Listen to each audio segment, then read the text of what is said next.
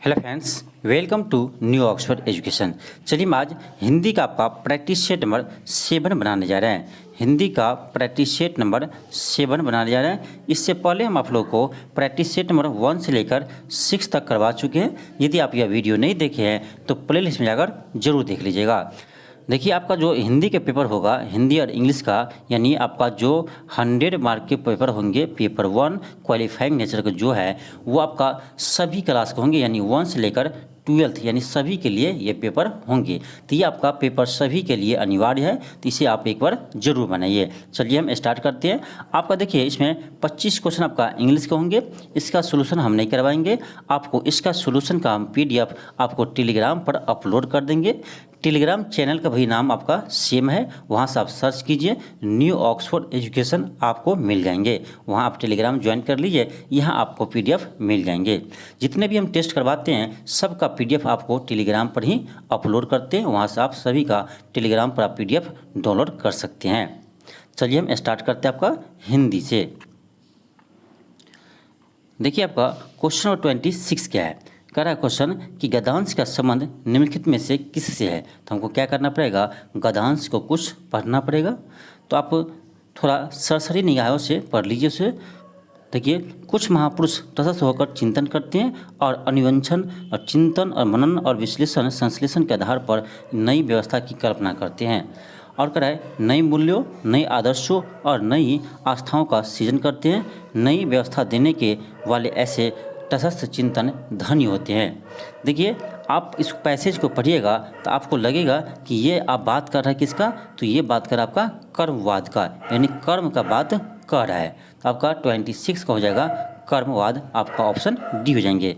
जैसे इसमें देखिए कुछ एग्जाम्पल भी दिया है, कुछ महापुरुषों का एग्जाम्पल दिया है, जैसे रूसो, लास्की और जैसे आपका लेनिन हो गया, जैसे महात्मा गांधी हो गया। तो ये सब क्या थे, तो वे सब अपने कर्म के लिए जानते हैं, वे अपने चिंतन के लिए जानते हैं, यानी इसीलिए आपका ऑप्शन डी हो जाएंगे। नेक्स्ट आपका है क्वेश्चन नंबर 27। क्वेश्चन आपका है कि इस गद्यांश में लेखक ने मुख्य रूप से क्या वर्णित किया है। मुख्य रूप से क्या वर्णित किया है। ऑप्शन देखिए आप, कुछ महापुरुषों का चरित्र चित्रण किया है, मार्क्स के सिद्धांतों की व्याख्या की है, या महात्मा गांधी के चरित्र की विशेषता का कारण बताए हैं, या महात्मा गांधी के सत्याग्रह के आंदोलन का पात्र समझाया है। चलिए हम पैसेज थोड़ा देखेंगे, समझ में मुझे आ जाएगा कि किसका वर्णन किया है। देखिए, आपका इसमें बता रहा आपका कि यहाँ देख सकते हैं, जैसे मार्क्स ने कुछ उपाय बताए और लेनिन ने उन्हें मूर्त रूप दिया। रूसो, लास्की आदि भी उपाय बताए और उन्हें साकार करना अन्य पर निर्भर रहा। किंतु कुछ महापुरुष आगे भी बढ़ाए, उनमें से उन्होंने केवल उपाय नहीं बताया बल्कि स्वयं एक निष्ठा से उन पर आचरण करने के लिए जुट गए। अब देखिए आगे कह रहा है कि महात्मा गांधी ने जो समझा वही किया और जो समझा वही कहा और वही किया। उनके विचार, कथनी और करनी एक ही थे। उनमें अपने बात कहने और आचरण करने का साहस था। तो देखिए, इसमें आपको बता रहा है गांधी जी के बारे में बात कर रहा है, यानी आपका ऑप्शन सी हो जाएंगे कि महात्मा गांधी के चरित्र की विशेषता का कारण बताया है। तो जैसे आप पैसेज पढ़िएगा आपको समझ में आ जाएंगे। नेक्स्ट आपका है क्वेश्चन नंबर 28 आपका है कि इस गद्यांश के लेखक ने यूरोप के कुछ महापुरुषों के विषय में क्या कहा है। ऑप्शन पढ़िए। उन्होंने नए मूल्यों की स्थापना की, उन्होंने कुछ नए आदर्श स्थापित किए, उन्होंने उपाय तो बताए पर उनका क्रियान्वयन दूसरे पर छोड़ दिया। ये बिल्कुल आप सही है। चलिए आपको हम दिखाते हैं। देखिए आपका यहाँ देखिए इस पैसेज में आप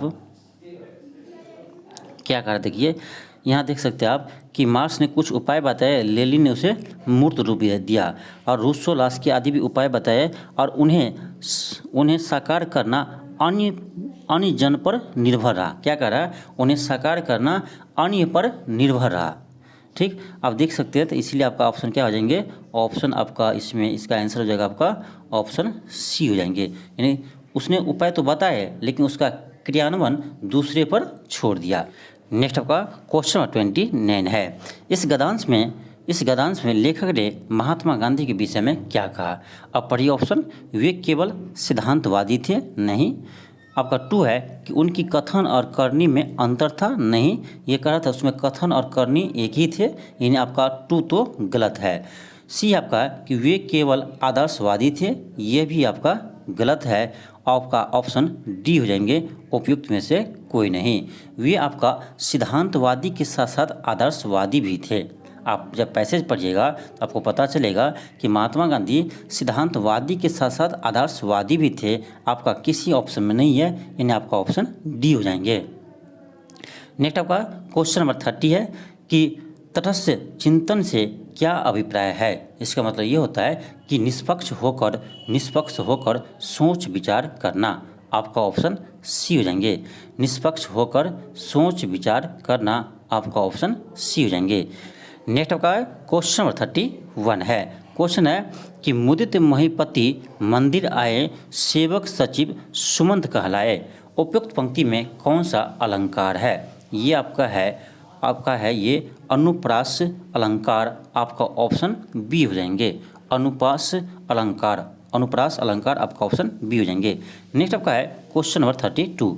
क्वेश्चन है कि अस्थायी भावों की संख्या कितनी होती है। अस्थायी भावों की संख्या कितनी होती है, याद रखिएगा ये आपका 9 होते हैं। आपका ऑप्शन डी हो जाएंगे। नेक्स्ट आपका क्वेश्चन नंबर 33 है कि महाप्राण व्यंजन नहीं है। याद रखिएगा आपका कि महाप्राण व्यंजन क्या होता है, तो प्रत्येक व्यंजन वर्ग के दूसरे एवं चौथे व्यंजन को, किसको, तो दूसरे एवं चौथे व्यंजन को क्या कहते हैं, महाप्राण कहते हैं। तो आपका देखिए जैसे क ख है तो क ख ग घ हुआ, तो इसमें दूसरा कौन हुआ, ख हुआ, और आपका चौथा कौन हुआ, अपना घ हुआ। तो ये क्या आपका महाप्राण है, इसमें क आपका महाप्राण नहीं है। तो आपका ऑप्शन ए हो जाएंगे, ऑप्शन ए हो जाएंगे। नेक्स्ट आपका है क्वेश्चन नंबर 34। क्वेश्चन है कि भरपेट शब्द में निम्न में से कौन सा समास है। तो ये आपका है अविभाव समास। आपका ऑप्शन सी हो जाएंगे, अविभाव समास है। नेक्स्ट आपका है क्वेश्चन नंबर 35। क्वेश्चन है कि महादेवी वर्मा की कृति यमा है। यमा क्या है, तो ये आपका काव्य संग्रह है। आपका ऑप्शन बी हो जाएंगे, क्या आपका, तो काव्य संग्रह है। नेक्स्ट आपका है क्वेश्चन नंबर 36। क्वेश्चन है कि रोभु सब मिली आबहु भरत भाई, हा हा भारत दुर्दशा न देखी जाई। इस पंक्ति किसकी है, यह पंक्ति किसकी है, तो ये आपका है भरतेन्दु हरिश्चंद्र को। आपका ऑप्शन बी हो जाएंगे। नेक्स्ट आपका है क्वेश्चन नंबर 37। क्वेश्चन है कि भाषा की सबसे छोटी मौखिक इकाई कहलाती है। तो सबसे छोटी मौखिक इकाई आपका ध्वनि कहलाती है, मौखिक इकाई आपका ध्वनि कहलाती है। आपका ऑप्शन डी हो जाएंगे। नेक्स्ट आपका क्वेश्चन नंबर 38। क्वेश्चन है कि ट वर्ग का उच्चारण किया जाता है। ट वर्ग का उच्चारण किया जाता है, तो ट आप 2 बार कहिए ट, यानी मूर्धन्य से, किससे होते हैं, मूर्धन्य से। आपका ऑप्शन ए हो जाएंगे। नेक्स्ट आपका है क्वेश्चन नंबर 39। क्वेश्चन है कि जिन स्वरों के उच्चारण में 2 मात्राओं से अधिक समय लगे, यानी जिन स्वरों के उच्चारण में 2 मात्राओं से अधिक समय लगे, वे क्या कहलाते हैं, तो वे आपका प्लुप्त स्वर कहलाते हैं। आपका ऑप्शन बी हो जाएंगे, प्लुप्त स्वर कहलाते हैं। नेक्स्ट आपका क्वेश्चन नंबर 40 है। क्वेश्चन है कि जो व्यंजन अल्पप्राण नहीं है उसे अलग कीजिए। यानी आपको देखना है कि इसमें अल्पप्राण कौन नहीं है। तो याद रखिएगा आपका कि प्रत्येक वर्ग के पहला, तीसरा और पांचवा, याद रखिएगा प्रत्येक वर्ग के पहला, तीसरा और आपका पांचवा क्या होते हैं, आपका ये होता है आपका अल्पप्राण होते हैं। पहला, तीसरा और पांचवा क्या होता है, आपका अल्पप्राण होते हैं। जैसे क ख लिखते हैं, क ख ग घ, तो देखिए इसमें आपका पहला क्या है, क है, तीसरा क्या है, ग है। तो क और ग क्या है आपका, इसमें आपका अल्पप्राण है। तो आपका इसमें ख अल्पप्राण नहीं है, यानी आपका ऑप्शन ए हो जाएंगे। आपका ऑप्शन ए हो जाएंगे। नेक्स्ट आपका है क्वेश्चन नंबर 41। क्वेश्चन है कि निम्नलिखित में से रूढ़ शब्द कौन सा है। तो रूढ़ आपका है कमल। आपका ऑप्शन डी हो जाएंगे। रूढ़ शब्द आपका कमल है, आपका ऑप्शन डी हो जाएंगे। एक चीज़ याद रखिएगा आप कि रचना के आधार पर शब्द 3 प्रकार के होते हैं। रचना के आधार पर शब्द 3 प्रकार के होते हैं। कौन कौन? तो ये होता है आपका रूढ़, यौगिक, योग रूढ़। क्या होते हैं? युग क्या होते हैं? सॉरी, आपका होते हैं रूढ़, यौगिक, योग रूढ़। ये आपका रचना के आधार पर शब्द के 3 प्रकार होते हैं। नेक्स्ट आपका है क्वेश्चन नंबर 42। क्वेश्चन है कि निम्नलिखित में से योग रूट शब्द चुनिए। अब देखिए क्या कर रहा है योग रूट शब्द चुनिए। ये आपका हो जाएगा चक्र पानी, आपका ऑप्शन बी हो जाएंगे, चक्र पानी। नेक्स्ट आपका है क्वेश्चन नंबर 43। क्वेश्चन है कि हिंदी भाषा में प्रचलित वकील शब्द है, वकील शब्द है, तो ये आपका है अरबी शब्द है, आपका ऑप्शन बी हो जाएंगे। नेक्स्ट आपका क्वेश्चन नंबर 44। क्वेश्चन है कि आल्पिन और अलमारी किस विदेशी भाषा के शब्द है? आल्पिन और अलमारी किस विदेशी भाषा का शब्द है? तो ये आपका पुर्तगाली भाषा का है, आपका ऑप्शन बी हो जाएंगे। 44 का आपका ऑप्शन बी हो जाएंगे, पुर्तगाली। नेक्स्ट आपका है क्वेश्चन नंबर आपका 45। क्वेश्चन है कि पृथ्वी शब्द का पर्यायवाची शब्द है, तो ये आपका है वसुधा, उर्वी, भू, आपका ऑप्शन डी हो जाएंगे, उपयुक्त सभी। नेक्स्ट आपका क्वेश्चन नंबर 46 है कि पर्वत की तलहटी के लिए एक शब्द का चयन कीजिए, तो ये कहता है आपका उपत्यका, आपका ऑप्शन डी हो जाएंगे। नेक्स्ट आपका क्वेश्चन नंबर 47 है कि सन्यासी शब्द में किस प्रकार की अशुद्धि है? तो सन्यासी हम लिखते हैं ऐसे, स पर अनुस्वार, 9 में य लगा दिए, 80 सन्यासी, यानी आपका ऊपर अनुस्वार लगा हुआ है, छूट गया इसमें, यानी त्रुटि क्या आपका है? तो अनुस्वार छूटा हुआ है, आपका ऑप्शन सी हो जाएंगे, अनुस्वार संबंधी। नेक्स्ट आपका क्वेश्चन नंबर 48। जिसके हाथ में चक्र हो उसे क्या कहते हैं? उसे हम विष्णु कहते हैं, यानी चक्रपाणी कहते हैं। चक्रपाणी विष्णु का पर्यायवाची शब्द है, विष्णु का चक्रपाणी, आपका ऑप्शन बी हो जाएंगे।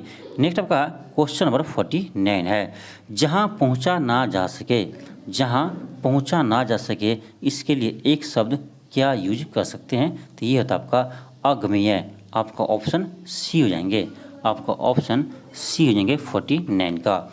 नेक्स्ट आपका क्वेश्चन नंबर 50 है कि मैं क्या है आपका? मैं उत्तम पुरुष एक वचन सर्वनाम का उत्तम पुरुष बहुवचन सर्वनाम रूप है, तो मैं का ये रूप हो जाएगा हम, आपका ऑप्शन सी हो जाएंगे।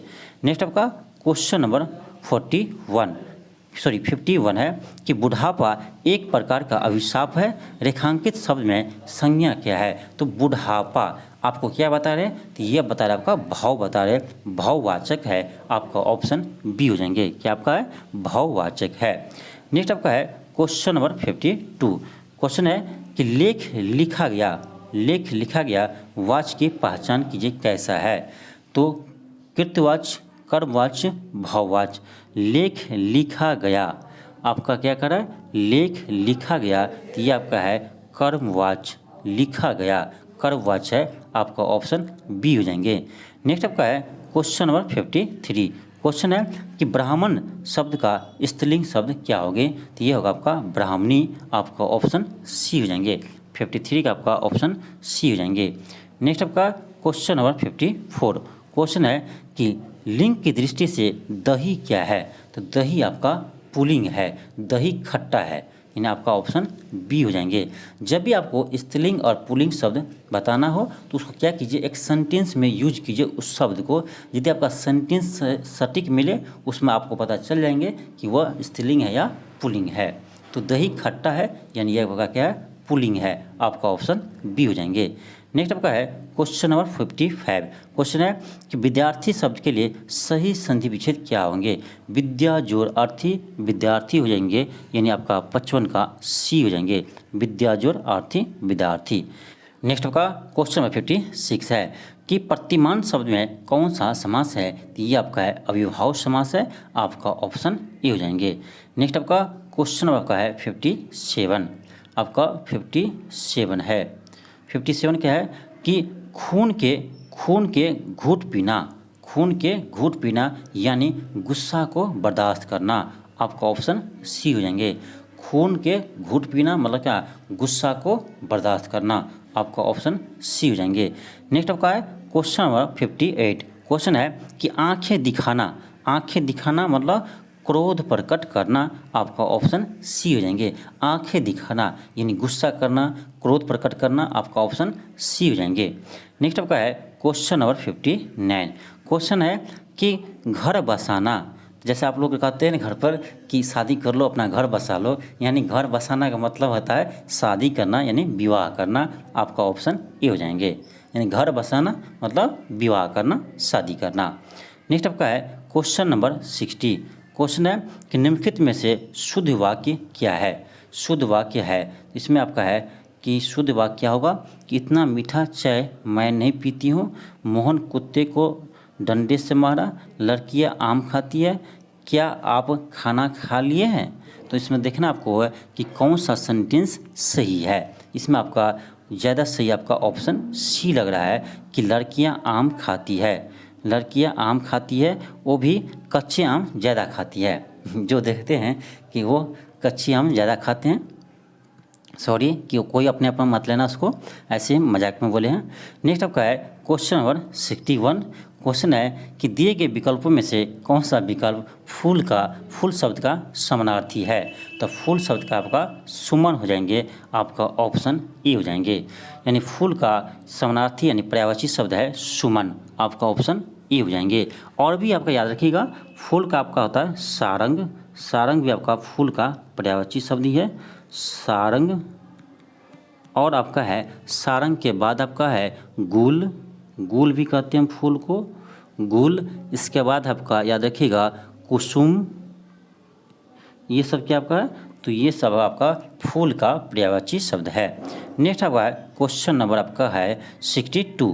क्वेश्चन है कि वह अभी इधर ही आया था, वह अभी इधर ही आया था, इस वाक्य में कैसा है, तो ये आपका दिशावाचक दिशाबोधक संरचना है। कैसा है, दिशाबोधक। बता रहा है कि वह अभी इधर ही आया था, तो इधर उधर क्या है, ये आपका दिशा बता रहा है कि इधर ये आपका दिशा है, तो सोचना चाहिए आपको ये क्या होगा, आपका दिशावाचक संरचना होगा। नेक्स्ट आपका है क्वेश्चन नंबर 63। क्वेश्चन है कि बच्चे बस से पाठशाला जाते हैं, इनमें से कौन सा कारक है। तो कर्ता ने कर्म को करण से यानी बस से करण से, तो कौन सा कारक है, आपका करण कारक है, आपका ऑप्शन बी हो जाएंगे। नेक्स्ट आपका है क्वेश्चन नंबर 64। क्वेश्चन है कि सीमा ने कल काम नहीं किया था, सीमा ने कल भी काम नहीं किया था। आपका इसमें जो उपयुक्त सेंटेंस होंगे क्या होगा, आपका भी यहाँ पर ऐड होंगे। सीमा ने कल भी काम नहीं किया था। अब देखिए इसमें इस पंक्ति में करा कौन सा अलंकार है। पूत सपूत तो का धन संचय, पूत कपूत तो का धन संचय, इसमें करा कौन सा अलंकार है, ये आपका लटा अनुप्रास, आपका ऑप्शन ए हो जाएंगे। नेक्स्ट आपका क्वेश्चन नंबर आपका है 66। क्वेश्चन है कि वर्णमाला में स्पर्श व्यंजनों की संख्या कितनी है। वर्णमाला में स्पर्श व्यंजनों की संख्या कितनी है, तो ये आपका है 25, आपका ऑप्शन ये हो जाएंगे। नेक्स्ट आपका 67 है कि यशोधा का संधि विच्छेद क्या होगा। यशोधा का संधि विच्छेद क्या होगा, तो यश जोरदा यशोधा, आपका ऑप्शन सी हो जाएंगे, ऑप्शन आपका सी हो जाएंगे। नेक्स्ट आपका क्वेश्चन नंबर 68 है। इसमें आपको देखना है कि सेंटेंस में कहाँ पर आपका त्रुटि है, त्रुटि वाले पार्ट को बताना है। अब देखिए क्या आपका हमारी दूधशाला में शुद्ध गाय का घी बिकता है, यही आपका गलत है। शुद्ध गाय का नहीं, गाय का शुद्ध घी बिकता है, उल्टे सेंटेंस हो गया था। क्या होगा आपका गाय का शुद्ध घी बिकता है, तो आपका गाय का के बाद क्या होगा शुद्ध होगा, यानी आपका सेंटेंस 1 में क्या ए में क्या है गलत है। नेक्स्ट आपका क्वेश्चन नंबर आपका 69, आपका 69 है। इसमें देखना है कि कौन सा गलत है। तो पल्स पोलियो से बचाव के लिए सबसे सरलतम उपाय है कि शिशुओं को निरोधक खुराक देना है। देखिए सबसे यहाँ नहीं होगा, सिर्फ सेंटेंस लगेगा आपका सरलतम उपाय है, यानी आपका ऑप्शन बी हो जाएंगे, जो इसमें आपका त्रुटि है। नेक्स्ट आपका क्वेश्चन नंबर 70 है। क्वेश्चन है कि अपने परिवार एवं परिजनों के विषय में स्वास्थ्य संबंधी कुशल समाचार शीघ्र भेजने की अनुकंपन करे, अनुकंपन करे नहीं होगा, अनुकंपा करे। क्या होगा आपका अनुकंपा करे, अनुकंपा करे, यानी इसमें आपका त्रुटि कहाँ है, तो सी ऑप्शन में आपका क्या त्रुटि है, आपका ऑप्शन सी हो जाएंगे। नेक्स्ट आपका क्वेश्चन नंबर 71 क्वेश्चन है कि कई रेलवे के कर्मचारी भी इस विराट प्रदर्शन में भाग लेने के लिए पहुंच गए।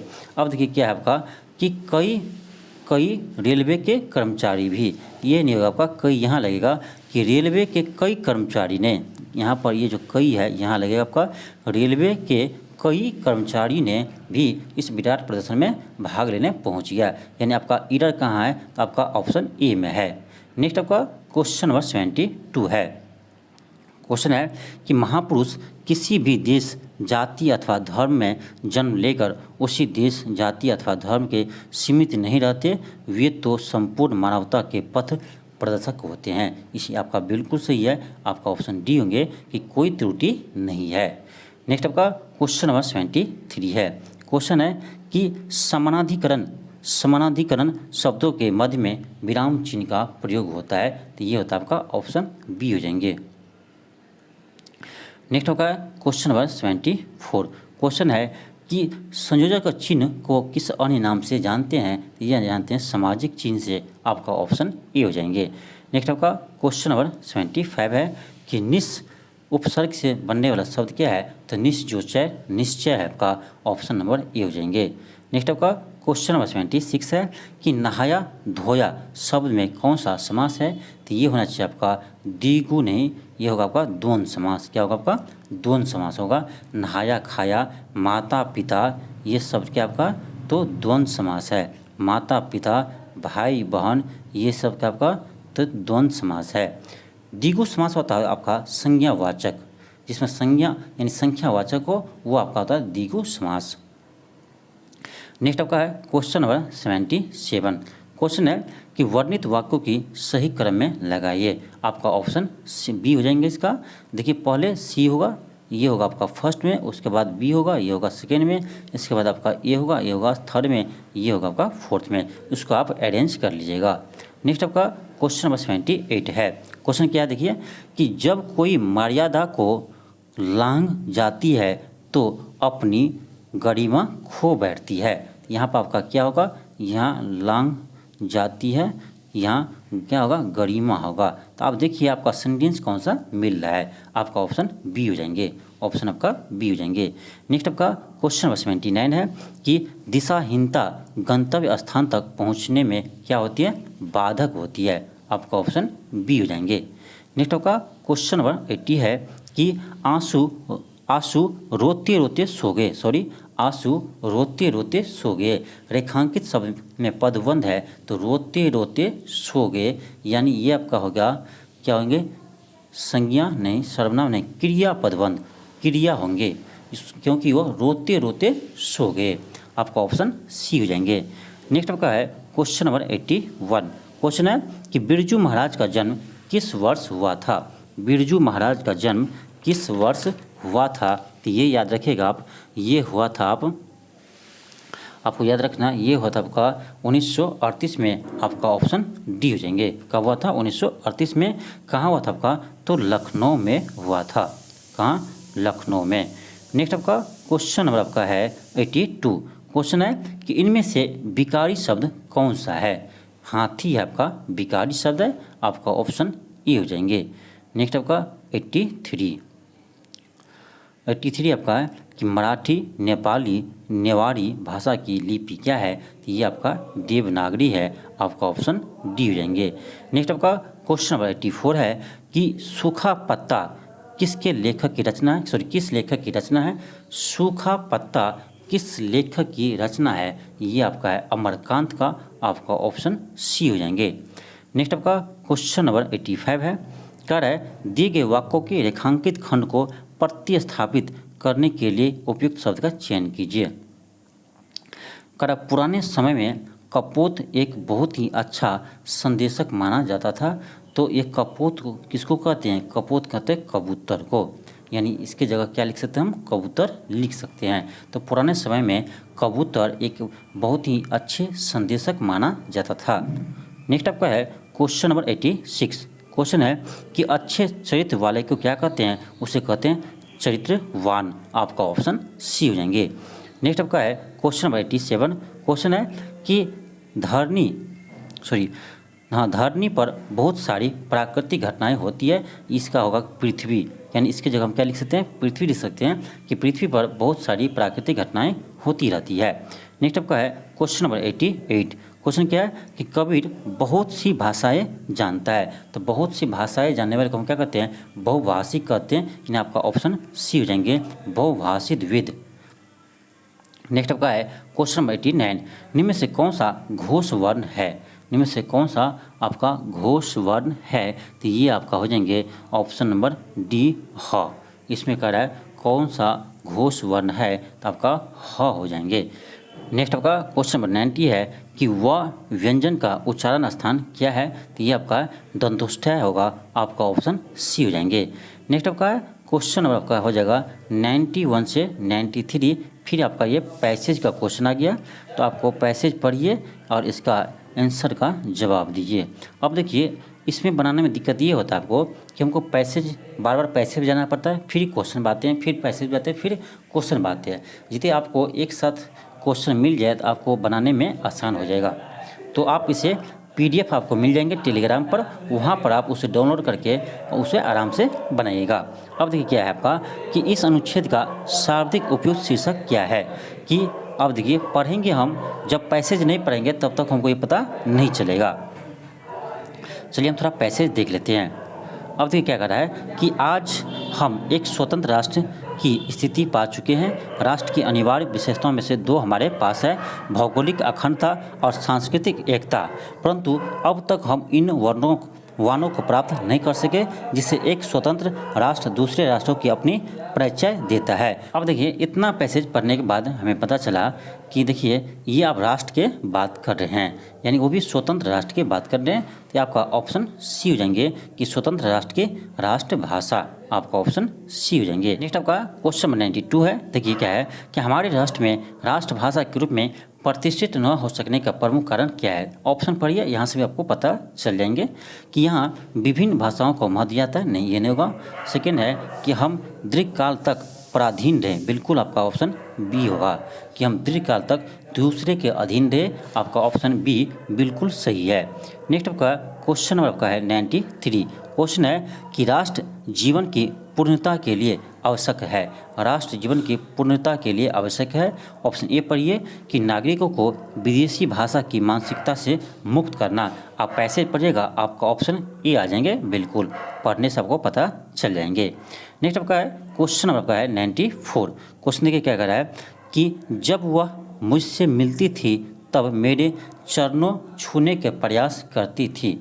आपको क्या करना है, इसमें करा रेखांकित खंड, रेखांकित तो कहीं किया नहीं है, फिर भी देखते हैं रेखांकित खंड को प्रतिस्थापित करने के लिए उपयुक्त शब्द का चयन कीजिए। तो वह जब वह मुझसे मिलती थी तब वह मेरे चरणों यानी मेरे चरणों को छूने का प्रयास करती थी, यानी चरण छूने का प्रयास करती थी। आपका ऑप्शन ए हो जाएंगे, चरणों नहीं होगा, चरण छूने का प्रयास करती थी। नेक्स्ट आपका है क्वेश्चन नंबर 95। क्वेश्चन देखिए क्या है कि फिर कह रहा है कि दिए गए वाक्य वह भाग ज्ञात करें जिसमें कोई त्रुटि है, कोई त्रुटि है उसको क्या करना हमको, इसमें आपको बताना है। उद्योग धंधे के विस्तार से वृक्षों की संख्या में निरंतर गिरावट आ रही है। तो निरंतर गिरावट आ रही है, तो निरंतर गिरावट आ रही है। देखिए इसमें देखना कौन सा गलत है, तो उद्योग धंधों के वृक्षों की संख्या से सॉरी यहाँ देखिए क्या है कि उद्योग धंधे के विस्तार से वृक्षों की संख्या से नहीं होगा, संख्या में होगा। यहाँ क्या होगा, संख्या से नहीं होगा, संख्या में होगा, यानी आपका ऑप्शन डी हो जाएंगे, वृक्षों की संख्या में कमी आ रही है, गिरावट आ रही है। नेक्स्ट आपका 96 आपका है कि हिंदी को भारत की राजभाषा स्वीकृत किए गए हैं। इसमें आपको देखना है कि कहाँ पर आपका सेंटेंस में ईडर है, तो आपका यहाँ पर सेंटेंस में ईडर है कि राजभाषा स्वीकृत किए गए हैं, नहीं होगा कि राजभाषा स्वीकृत किया गया है, आपका ऑप्शन डी हो जाएंगे। नेक्स्ट आपका है क्वेश्चन नंबर 97। क्वेश्चन है कि संक्षिप्त का विलोम क्या होगा, तो ये होगा आपका विस्तृत हो जाएंगे, आपका ऑप्शन बी हो जाएंगे। नेक्स्ट आपका है क्वेश्चन नंबर आपका 98। अब देखिए क्वेश्चन क्या है कि आपका पत्र धन्यवाद मिला। इसमें देखना क्या उसको हम लिख सकते हैं बदलाव करके। अब देखिए क्या होगा कि आपका पत्र मिला धन्यवाद, ये आपका सही है, ये आपका गलत है, ये ऐसे नहीं होगा। क्या होगा आपका? तो सही सी है कि आपका पत्र मिला धन्यवाद। नेक्स्ट आपका है क्वेश्चन आपका है 99। क्वेश्चन क्या आपका? देखिए कि मुझे इस कंपनी में काम करने का 5 वर्ष का क्या है? समय है, प्रयास है, अभ्यास है, नहीं अनुभव है। क्या होगा? 5 वर्षों का अनुभव है। आपका ऑप्शन बी हो जाएंगे। नेक्स्ट आपका क्वेश्चन नंबर 100 है और ये आपका आज का लास्ट क्वेश्चन है। क्वेश्चन है क्या कि आंख दिखाने के मुहावरे का अर्थ क्या होगा? यानी गुस्सा प्रकट करना। आपका ऑप्शन सी हो जाएंगे। आंख दिखाना मतलब गुस्सा प्रकट करना। आपका ऑप्शन सी हो जाएंगे। तो ये था आपका 75 हिंदी का प्रश्न। तो आज के लिए इतना ही। थैंक यू, धन्यवाद। मिलते हैं आपको नेक्स्ट वीडियो में।